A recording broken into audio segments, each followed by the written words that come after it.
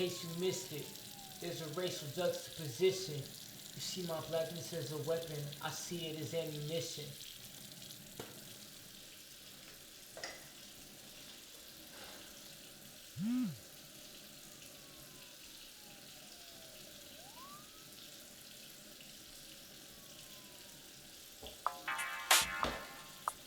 Zone into this, ladies and gentlemen. You're listening to the Digital Digest Radio, and I'm your host, John Vivian. Xenophobia, racism, and absolute bigotry plague our nation for yet another day. With the relentless amount of police killings and lynchings we've seen over the past several months, one has to wonder, when will it be safe for us to exist in this society? Viciously, we are being slaughtered in the streets because our complexion is more akin to the trees in the forest than the sands on the beach. Unless we fight back against this oppressive regime, justice will remain as far away from us as Egypt is from the Pacific. Today, another innocent black man was killed in Richmond, a black woman killed in Atlanta, and a boy no older than Greta V. Bullinger killed in Charleston.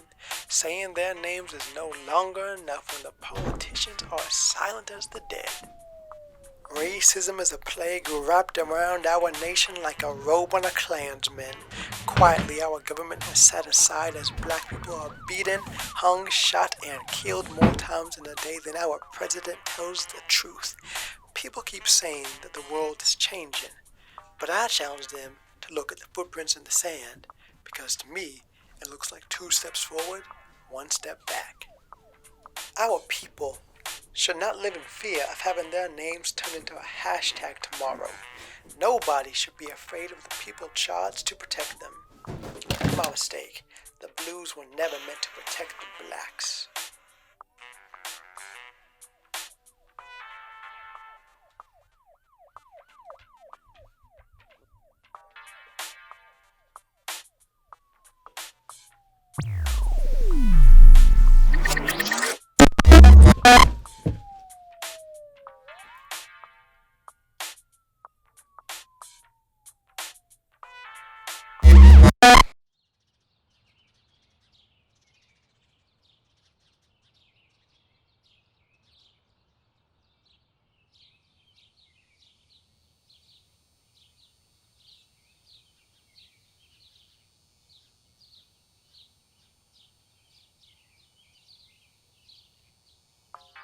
Ladies and gentlemen, you are listening to the Digital Digest Radio.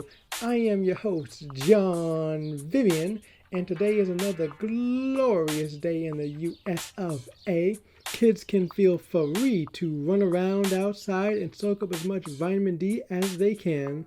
In case you did not know, today is a day for peace. How sweet would it be to walk outside without the fear of feeling manila wrapped around your throat or 3 inches of lead wrapped around your heart? Don't even know what's in store, but this is the kind of life that I can adore.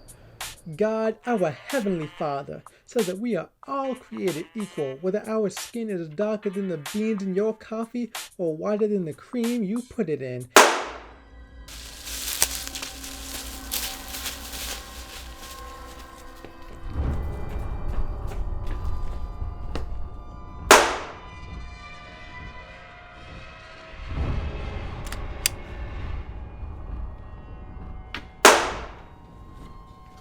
Please don't hurt me.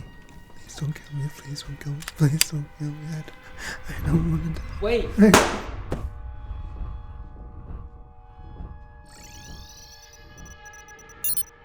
Please don't hurt me. Please don't.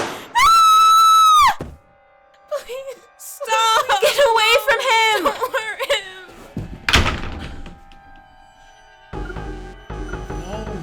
No, let me out! One day, I'll make it to the promised land and live with freedom, just like I'm promised.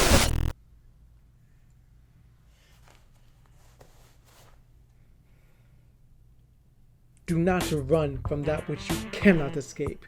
You are the rock upon which this church was built. Can you feel the weight of its labor sink into your skin like that of the cowhide against the backs of your ancestors? Break away from Trapped in a hell of hate crimes, all happening at the same time as I'm trying to escape a crumbling space-time.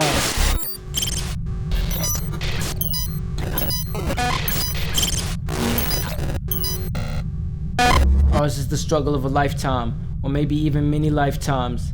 But I want to know, will it be in my lifetime? Will I be alive in time?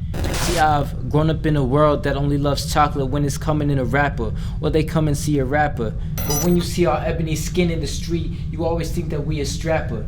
Best believe I see when you pull your purse close and strap her. I'm spitting this phonetically, my words connect kinetically, and I'm not talking hypothetically or theoretically, cause cops really killing niggas unapologetically and unsympathetically. When they yell at me, I think this country gone to hell. You see, they think equality is synonymous to heresy, but honestly they're angry and just fueled by jealousy. They'd rather turn our bloodshed into monetization than turning the boys in blue for their criminalization. Martin had a dream, but I must be wide awake because this can't be what he mean. I'm tired of niggas being outlined and talk on the scene. I'm tired of them telling us we bad for the wrong team. Every time we call them microaggressions obscene. I'm tired of this hate flowing in my bloodstream. And every time I open my eyes, I want to scream.